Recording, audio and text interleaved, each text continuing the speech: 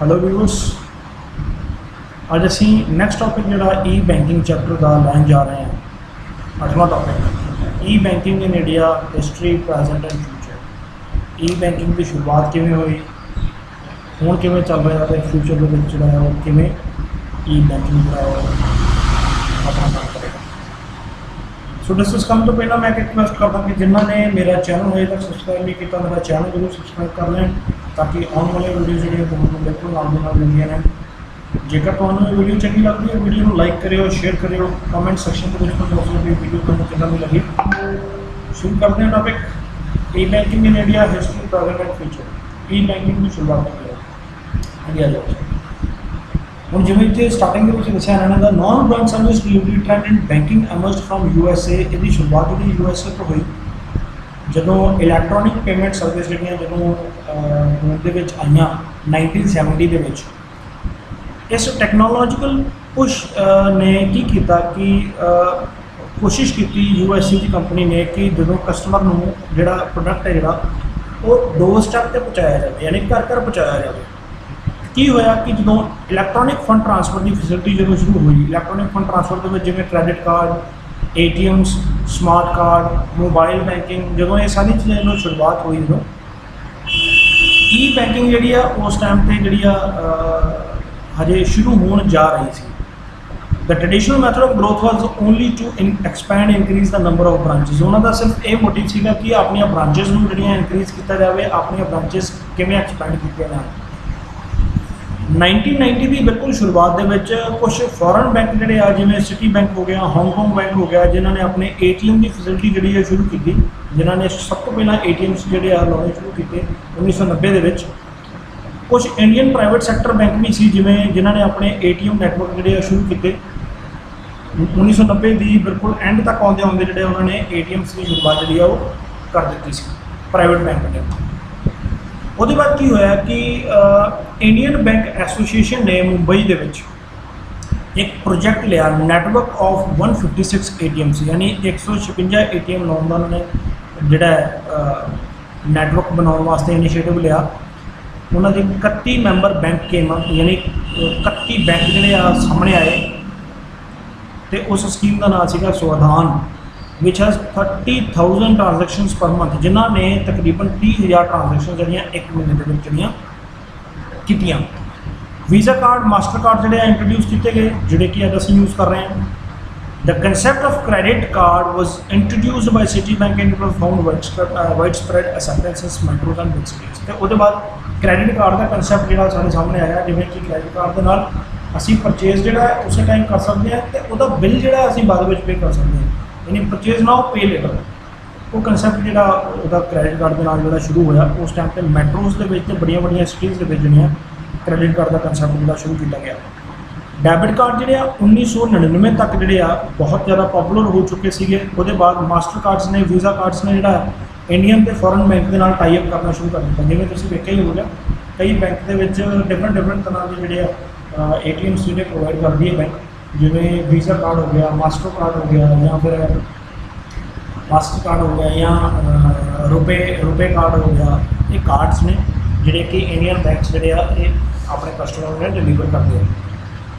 RBI ने एक committee जी बनाई, उन्हें डिफरेंट कई कमेटियां बनाई ताकि बैंकिंग इंडस्ट्री को जोड़ा है बढ़ाया जा सके। बैंकिंग इंडस्ट्री के इंफॉर्मेशन टैक्नोलॉजी तो कंप्यूटर्स को किमें इंट्रोड्यूस किया जाए, वो लिए उन्होंने एक कमेटी बनाई। उन्होंने कई कमेटियां बनाई, जी सब तो पहली कमेटी सी वो सी फर्स्ट रंगाराजन कमेटी 1985 तो 89 तक जिन्हें काम किया। सैकेंड रंगाराजन कमेटी जिन्हें 1990 तो 94 तक काम किया। द सरफ कमेटी जिन्होंने 1994 के काम किया। The Shere committee 1994, the Vasudevan committee 1999। एक कमेटीज़ ने जिन्होंने उस टाइम पर एक बीड़ा चुकिया सी, जिन्होंने RBI ने काम सौंपया सी कि उन्होंने किमें इंफॉर्मेशन टैक्नोलॉजी के कंप्यूटर को बैंक्स के इंट्रोड्यूस करना होगा। उसके बाद सन 2000 के एक IT एक्ट जो बनाया गया, जिन्होंने इंफॉर्मेशन टैक्नोलॉजी एक्ट कहा जाता है 2000, जो अज भी असीं यूज़ कर रहे हैं। वो सब तो इंपॉर्टेंट स्टैप सी गवर्नमेंट का कि जिहदे नाल एक ई रेवोल्यूशन आई। डिफरेंट इंडियन बैंक्स जोड़े डिफरेंट स्टेजिस के जोड़े बैंकिंग सैक्टर ई बैंकिंग शुरुआत के डिफरेंट स्टेजिस के उपर सी। Foreign banks and the new generation private bank took the lead in providing e-banking solutions। ਤੇ ਜਿਹੜੇ foreign bank ਸੀ ਜਾਂ ਜਿਹੜੇ new generation private bank ਸੀ ਉਹਨਾਂ ਨੇ e-banking solution ਜਿਹੜਾ ਪ੍ਰੋਵਾਈਡ ਕਰਾਉਣ ਦੇ ਵਿੱਚ ਜਿਹੜਾ ਉਹਨਾਂ ਨੇ ਬਹੁਤ ਆਪਣਾ ਵੱਡਾ ਯੋਗਦਾਨ ਦਿੱਤਾ, ਜਿਵੇਂ ਕਿ HDFC ਬੈਂਕ ਹੈ, ICICI ਬੈਂਕ ਹੈ, ਸੈਂਚੂਰੀਅਨ ਬੈਂਕ ਹੈ, Centurion bank of Punjab, Kotak Mahindra, yes bank, UTI, IDBI banks. ਇਹਨਾਂ ਨੇ ਆਪਣੀਆਂ ਤਕਰੀਬਨ 100% ਕੰਪਿਊਟਰਾਈਜ਼ਡ ਬ੍ਰਾਂਚਿਸ ਕਰ ਦਿੱਤੀਆਂ। ਇਹਨਾਂ ਨੇ ਤਕਰੀਬਨ ਆਪਣੀਆਂ ਸਾਰੀਆਂ ਬ੍ਰਾਂਚਿਸ ਦੇ ਵਿੱਚ ਇਨਫੋਰਮੇਸ਼ਨ ਟੈਕਨੋਲੋਜੀ ਦੇ ਕੰਪਿਊਟਰਸ ਨੂੰ ਯੂਜ਼ ਕਰਨਾ ਸ਼ੁਰੂ ਕਰ ਦਿੱਤਾ। Whereas other banks have done it partly. ਤੇ ਕੁਝ ਬੈਂਕ ਇਹੋ ਜਿਹੇ ਸੀਗੇ ਜਿਨ੍ਹਾਂ ਨੇ ਹਜੇ ਪੂਰੀ ਤਰ੍ਹਾਂ ਕੰਪਿਊਟਰਾਈਜ਼ ਨਹੀਂ ਸੀ ਕੀਤਾ ਆਪਣਾ ਕੰਮ, ਜਿਨ੍ਹਾਂ ਨੇ ਤਕਰੀਬਨ 78.25% ਤੋਂ ਲੈ ਕੇ 94% ਤੱਕ ਜਿਹੜੀਆਂ ਉਹਦੀਆਂ ਬ੍ਰਾਂਚਿਸ ਜਿਹੜੀਆਂ ਸੀ ਉਹ ਕੰਪਿਊਟਰਾਈਜ਼ ਜਿਹੜੀਆਂ ਹੋ ਚੁੱਕੀਆਂ ਸੀ। 51 bank in India are offering internet banking service. ਤਕਰੀਬਨ 51 ਬੈਂਕਸ ਜਿਹੜੇ ਆ ਇੰਡੀਆ ਦੇ ਵਿੱਚ ਜਿਹੜੇ ਆ ਇੰਟਰਨੈਟ ਬੈਂਕਿੰਗ ਸਰਵਿਸ ਜਿਹੜੀ ਪ੍ਰੋਵਾਈਡ ਕਰ ਰਹੇ ਆ।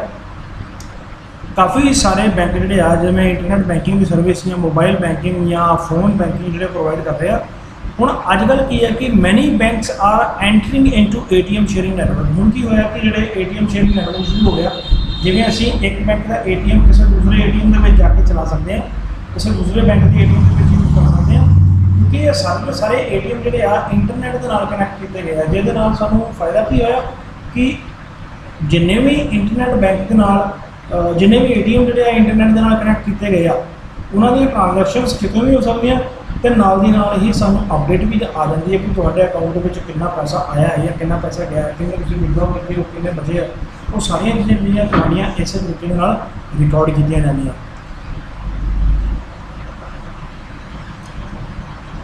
ਤਕਰੀਬਨ 20,000 ATM ਜਿਹੜੇ ਆ ਇੰਡੀਆ ਦੇ ਵਿੱਚ ਜਿਹੜੇ ਆ ਲਾਂਚ ਕੀਤੇ ਗਏ ਜਾਂ ਹੁਣ ਇਸ ਟਾਈਮ 'ਤੇ ਚੱਲ ਰਹੇ ਆ। ਇਸ ਤੋਂ ਵੱਧ ਹੀ ਹੋਣਗੇ ਵੈਸੇ, ਕਿਉਂਕਿ ਪੁਰਾਣਾ ਡੇਟਾ ਇਸ ਕਰਕੇ ਉਹਨਾਂ ਨੇ ਪੁਰਾਣਾ ਜਿਹੜਾ ਦਿੱਤਾ ਹੈ। Total of 251 foreign banks branches ਵਰ ਵਰਕਿੰਗ ਇਨ ਇੰਡੀਆ। ਤਕਰੀਬਨ 252 ਫੋਰਨ ਬੈਂਕ ਦੀਆਂ ਬ੍ਰਾਂਚਿਸ ਜਿਹੜੀਆਂ ਕੰਮ ਕਰ ਰਹੀਆਂ ਮਾਰਚ 2005 ਤੋਂ ਲੈ ਕੇ। All the foreign banks and private banks are 100% computer. ਹੁਣ ਜਿਹੜੇ ਆ ਫੋਰਨ ਬੈਂਕ ਤੇ ਪ੍ਰਾਈਵੇਟ ਬੈਂਕ ਜਿਹੜੇ ਆ ਉਹ 100% ਕੰਪਿਊਟਰਾਈਜ਼ ਜਿਹੜੇ ਹੋ ਚੁੱਕੇ ਆ। ਬੈਂਕਿੰਗ ਹਰ ਇੱਕ ਸਟੈਪ ਦੇ ਵਿੱਚ ਜਿਹੜੀ ਬੈਂਕਿੰਗ ਯੂਜ਼ ਕੀਤੀ ਜਾ ਰਹੀ ਹੈ ਤੇ ਉਹਨਾਂ ਵੱਲੋਂ ਜਿਹੜੀਆਂ ਸਰਵਿਸਿਜ਼ ਪ੍ਰੋਵਾਈਡ ਕੀਤੀਆਂ ਜਾ ਰਹੀਆਂ ਉਹ ਕਿਹੜੀਆਂ ਨੇ, ਜਿਵੇਂ ਅਕਾਊਂਟ ਇਨਫੋਰਮੇਸ਼ਨ ਪ੍ਰੋਵਾਈਡ ਕਰਨੀ, bill payment, electronic fund transfer ਜਿਹੜਾ ਕਰਨਾ ਕਿਸੇ ਥਰਡ ਪਾਰਟੀ ਨੂੰ, ਚੈੱਕਬੁੱਕ ਦੀ ਰਿਕੁਐਸਟ ਪਾਉਣੀ, ਡਿਮਾਂਡ ਡਰਾਫਟ ਦੀ ਰਿਕੁਐਸਟ ਪਾਉਣੀ, ਪੇਮੈਂਟ ਰਿਕੁਐਸਟ ਨੂੰ ਸਟਾਪ ਕਰਨਾ, ਜਾਂ ਫਿਰ ਸ਼ਾਪਿੰਗ ਜਿਹੜੀ ਆ ਪੇਮੈਂਟ ਕਰਨੀ, ਫਿਰ ਓਪਨਿੰਗ ਫਿਕਸਡ ਡਿਪੋਜ਼ਿਟ ਅਕਾਊਂਟ ਜਿਹੜਾ ਓਪਨ ਕਰਨਾ, sending message to bank via phone ਔਰ ਈਮੇਲ, ਫੋਨ ਦੇ ਜ਼ਰੀਏ ਈਮੇਲ ਦੇ ਜ਼ਰੀਏ ਬੈਂਕ ਨੂੰ ਮੈਸੇਜ ਸੈਂਡ ਕਰਨਾ। ਉਹਦੇ ਬਾਅਦ ਇਲੈਕਟ੍ਰੋਨਿਕ ਕਲੀਅਰਿੰਗ ਸਿਸਟਮ ਜਿਹੜਾ ਉਹਦੀ ਸਰਵਿਸਿਜ਼ ਪ੍ਰੋਵਾਈਡ ਕਰਨੀਆਂ, ਜਿਵੇਂ ਕੋਈ ਬਿੱਲ ਵਗੈਰਾ ਜਿਹੜਾ ਕਲੀਅਰ ਕਰਵਾਉਣਾ ਹੋਵੇ। ਟੈਲੀ ਬੈਂਕਿੰਗ ਦੀ ਫੈਸਿਲਿਟੀ ਹੈ ਜਿਹੜੀ ਫੋਨ ਦੇ ਉੱਪਰ ਕੀਤੀ ਜਾਂਦੀ ਹੈ। ATM credit and debit cards ਜਿਹੜੇ ਆ ਇਹ ਇਸ਼ੂ ਕੀਤੇ ਜਾਂਦੇ ਆ। ਹੁਣ ਕੀ ਹੋਇਆ ਕਿ ਜਿਵੇਂ ਐਡਵਾਂਸਮੈਂਟ ਟੈਲੀ ਕਮਿਊਨੀਕੇਸ਼ਨ ਸਿਸਟਮ ਦੇ ਵਿੱਚ ਜਿਵੇਂ ਐਡਵਾਂਸਮੈਂਟ ਜਿਹੜੀ ਹੁੰਦੀ ਜਾਏਗੀ ਜਾਂ ਜਿਹੜੀਆਂ ਨਵੀਆਂ ਟੈਕਨੋਲੋਜੀ ਜਿਹੜੀਆਂ ਆਉਂਦੀਆਂ ਰਹਿਣਗੀਆਂ, ਉਸੇ ਤਰੀਕੇ ਦੇ ਨਾਲ ਕੀ ਹੈ ਕਿ ਬੈਂਕਿੰਗ ਵੀ ਆਪਣੀ ਸ਼ੇਪ ਜਿਹੜੀ ਉਹ ਚੇਂਜ ਕਰਦਾ ਰਹੇਗਾ। ਯਾਨੀ ਬੈਂਕਿੰਗ ਆਪਣੀਆਂ ਸਰਵਿਸਿਜ਼ ਨੂੰ ਉਸੇ ਦੇ ਮੁਤਾਬਿਕ ਜਿਹੜਾ ਹੁਣ ਆਉਣ ਵਾਲੇ ਸਮੇਂ ਦੇ ਵਿੱਚ ਜਿਹੜਾ ਪ੍ਰੋਵਾਈਡ ਕਰੇਗਾ। ਸੇਮ ਇਸੇ ਤਰੀਕੇ ਦੇ ਨਾਲ ਜਿਹੜਾ ਹੈ ਤੁਹਾਨੂੰ ਡਿਫਰੈਂਟ ਸਰਵਿਸ ਜਿਹੜੀਆਂ ਮਿਲਦੀਆਂ ਰਹਿਣਗੀਆਂ। Customers are getting use to banking, ਕਿਉਂਕਿ ਹੁਣ ਆਦਤ ਬਣ ਚੁੱਕੀ ਹੈ ਹਰ ਇੱਕ ਕਸਟਮਰ ਦੀ ਬੈਂਕਿੰਗ ਨੂੰ ਯੂਜ਼ ਕਰਨ ਦੀ। Banks have also increase their profit by providing such service. ਤਾਂ ਬੈਂਕ ਦਾ ਪ੍ਰੋਫਿਟ ਵੀ ਜਿਹੜਾ ਇਹਦੇ ਨਾਲ ਕਾਫੀ ਇਨਕਰੀਜ਼ ਹੋ ਚੁੱਕਾ ਹੈ। ਕ੍ਰਾਈਮ ਦੇ ਨਾਲ ਜਾਂ ਫਿਰ ਸਿਕਿਉਰਿਟੀ ਲੈਵਲ ਦੇ ਨਾਲ ਜੇਕਰ ਅਸੀਂ ਲੜਨਾ ਚਾਹੀਏ ਤਾਂ ਕਾਫੀ ਸਾਰੀਆਂ ਫੈਸਿਲਿਟੀਜ਼ ਜਿਹੜੀਆਂ ਸ਼ੁਰੂ ਹੋ ਗਈਆਂ, ਜਿਵੇਂ ਵੌਇਸ ਰਿਕਗਨੀਸ਼ਨ ਔਰ ਫਿੰਗਰਪ੍ਰਿੰਟ ਰਿਕਗਨੀਸ਼ਨ ਜਾਂ ਬਾਇਓਮੈਟ੍ਰਿਕ ਰੈਟੀਨਲ ਔਥੈਂਟੀਕੇਸ਼ਨ, ਕਿ ਜਿਵੇਂ ਆਪਾਂ ਫਿੰਗਰਪ੍ਰਿੰਟ ਲੱਗ ਕੇ ਆਪਣੇ ਪੈਸੇ ਜਿਹੜੇ ਵਿਡਰੋ ਕਰ ਸਕਦੇ ਹਾਂ ਜਾਂ ਡਿਪੋਜ਼ਿਟ ਕਰ ਸਕਦੇ ਹਾਂ। ਉਹ ਫੈਸਿਲਿਟੀ ਜਿਹੜੀਆਂ ਆਉਣ ਵਾਲੇ ਸਮੇਂ ਦੇ ਵਿੱਚ ਹੋਰ ਜਿਹੜੀਆਂ ਵੱਧ ਜਾਣੀਆਂ, ਵੈਸੇ ਤਾਂ ਚੱਲ ਰਹੀਆਂ ਲੇਕਿਨ ਹੋਰ ਅੱਗੇ ਵਧਣਗੀਆਂ। Whole of the banking sector is undergoing transformation. ਹੁਣ ਸਾਰਾ ਬੈਂਕਿੰਗ ਸੈਕਟਰ ਜਿਹੜਾ ਉਹ ਬਿਲਕੁਲ ਟ੍ਰਾਂਸਫਾਰਮ ਹੋਣ ਵਾਲਾ ਹੈ, ਚੇਂਜ ਹੋਣ ਵਾਲਾ ਹੈ। The emerging areas of banks are agri business. ਹੁਣ ਜਿਹੜਾ ਕਿਹੜੇ ਏਰੀਏ ਦੇ ਵਿੱਚ ਜਿਹੜਾ ਬੈਂਕਸ ਜਿਹੜਾ ਉਹ ਜ਼ਿਆਦਾ ਇਹ ਕਹਿ ਸਕਦੇ ਆ ਕਿ ਟ੍ਰਾਂਸਫਾਰਮ ਹੋ ਸਕਦਾ, ਉਹ ਹੈ ਐਗਰੀ ਬਿਜ਼ਨਸ, ਐਗਰੀਕਲਚਰ ਦੇ ਬਿਜ਼ਨਸ ਦੇ ਵਿੱਚ। Small and medium size enterprises ਜਿਹੜੇ ਆ ਹੁਣ ਐਗਰੀਕਲਚਰ ਸੈਕਟਰ ਨੂੰ ਪ੍ਰਮੋਟ ਕਰਨ ਵਾਸਤੇ ਜਿਹੜੇ ਆ ਸਾਹਮਣੇ ਆਏ ਆ, ਅਤੇ ਉਹ ਗੈਪ ਰਿਡਿਊਸ ਕਰਨ ਦੇ ਵਿੱਚ ਬੜੀ ਹੈਲਪ ਕਰ ਰਿਹਾ। ਉਹ ਗੈਪ ਕਿਹਦੇ ਵਿੱਚ? Between large corporate houses and small scale industries. Smaller banks if they want to remain in the race, ਜੇਕਰ ਛੋਟੇ ਬੈਂਕਾਂ ਨੂੰ ਰੇਸ ਦੇ ਵਿੱਚ खड़े रहना है क्योंकि कंपटीशन बहुत ज़्यादा हो चुका है। इस करके जेकर छोटे बैंक ਜਿਹੜੇ ਆਪਣੇ ਆਪ ਨੂੰ ਉਸ ਰੇਸ ਦੇ ਵਿੱਚ ਸਰਵਾਈਵ ਕਰਵਾਉਣਾ ਚਾਹੁੰਦੇ ਆ ਤੇ ਉਹਨਾਂ ਨੂੰ ਆਪਣੀਆਂ ਹੀ ਇੰਟਰਨੈਟ ਸੋਲੂਸ਼ਨ ਜਿਹੜੇ ਆ ਉਹ ਲੱਭਣੇ ਪੈਣਗੇ।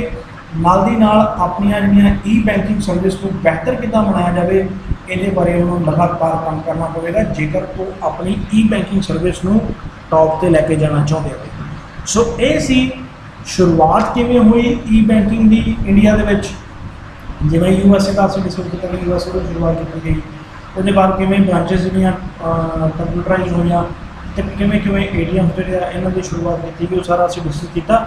ਜੇਕਰ ਤੁਹਾਨੂੰ ਇਹ ਵੀਡੀਓ ਚੰਗੀ ਲੱਗੀ ਤਾਂ ਵੀਡੀਓ ਨੂੰ ਲਾਈਕ ਕਰਿਓ, ਸ਼ੇਅਰ ਕਰਿਓ, ਕਮੈਂਟ ਕਰਿਓ। ਮਿਲਦੇ ਹਾਂ ਨੈਕਸਟ ਵੀਡੀਓ ਦੇ ਵਿੱਚ।